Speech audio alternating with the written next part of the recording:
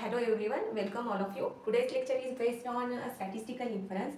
Statistical inference is divided into two types, that is parametric inference and second one is non-parametric inference. When the population distribution is known before, then we can use parametric inference, and when population distribution is not known, that is no any idea regarding to population distribution, then we can use non-parametric inference. Parametric inference is divided into two categories, that is theory of estimation and second one is testing of hypothesis. Also theory of estimation have two subdivisions, that is point estimation and interval estimation. Before we can start with point estimation and interval estimation, firstly we all of you recall the concept of estimator and second one is estimate.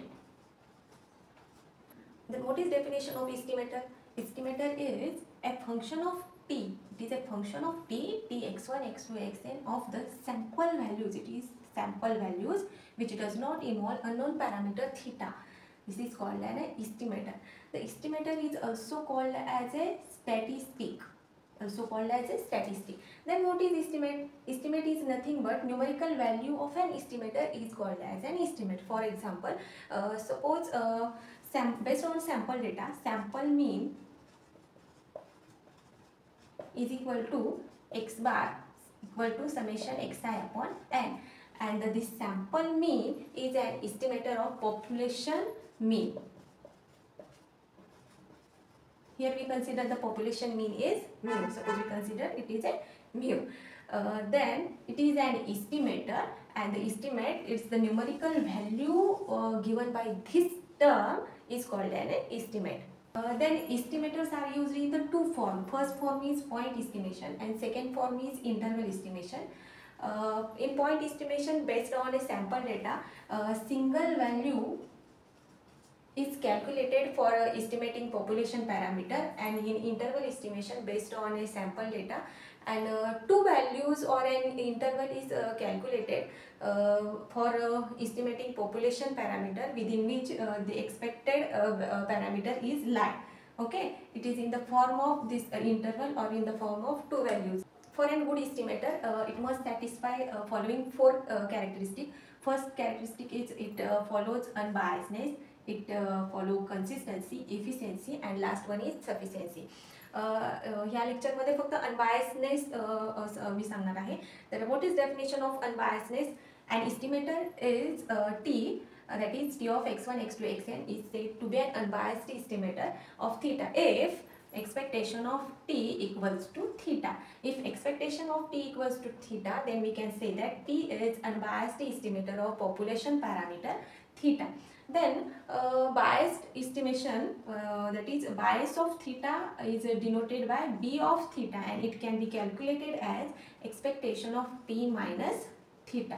Okay, then if it is positive, that is greater than 0, then we can say that it is positively biased, and if it is less than 0, then we say that it is negatively biased estimator. आता आपण unbiasedness चे example बघूया. तर first example आहे, if x1, x2, xn is a random sample from normal mu1, then show that t equal to 1 upon n summation xi square is unbiased estimator of mu square plus 1.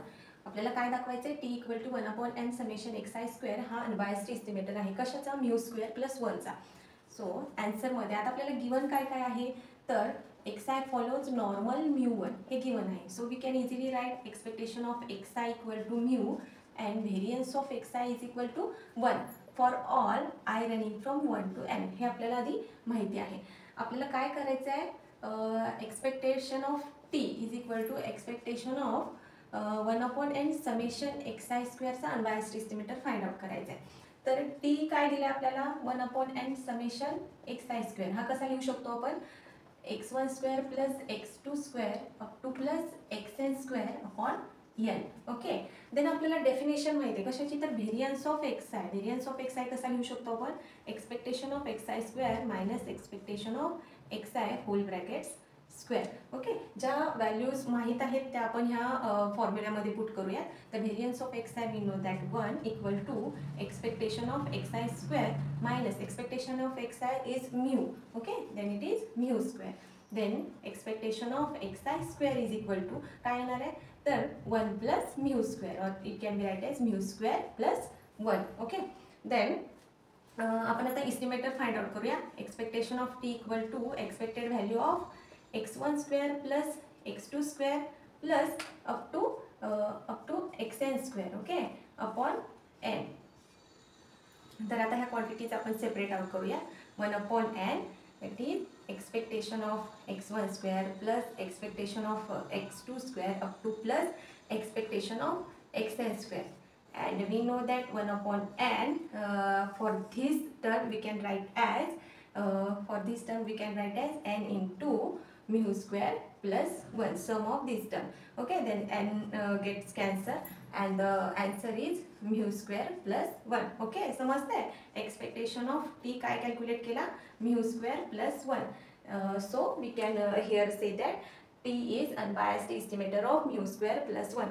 t म्हणजेच काय 1 upon n summation xi square is an unbiased estimator of mu square plus 1.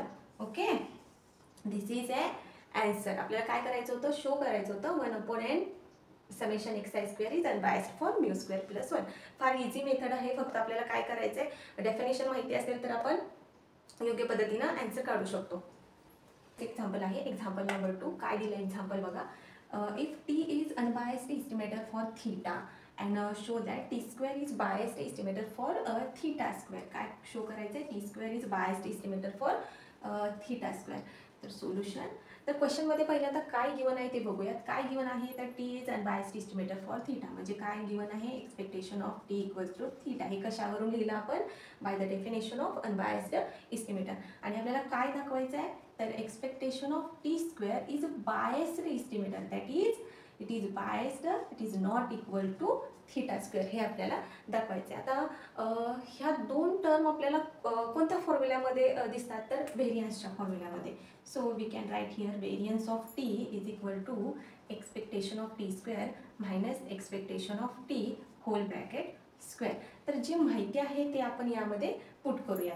Okay, so variance of T is equal to expectation of T square minus given काय आहे expectation of T equals to theta. So here is a theta square. So expected value of T square काय येणार आहे theta square plus variance of T.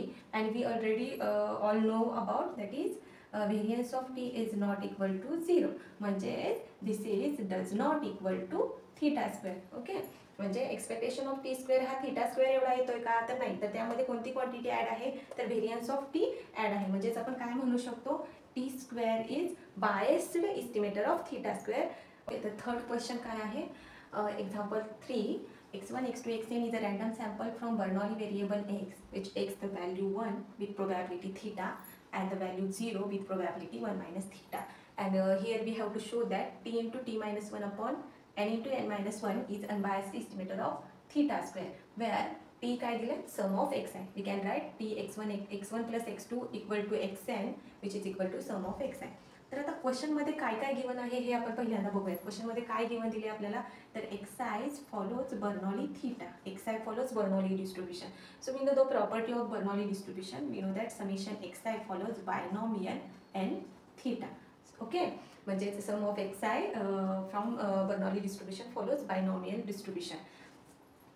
तर यामध्ये आपण summation of X I कसा लिहू शकतो T follows binomial N theta.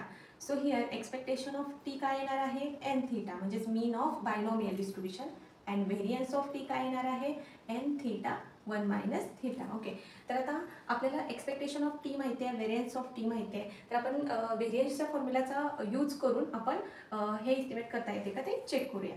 So variance of T कसा लिहू शकतो आपण expectation of T square minus expectation of T whole bracket square. We know that variance of T is given N theta 1 minus theta which is equal to expectation of t square minus expectation of t bracket square काय आहे इथं n square theta square. म्हणजे expectation of T square काय आला n theta 1 minus theta plus n square theta square. आता n theta ना आतमध्ये आपण मल्टिप्लाय करून घेऊयात.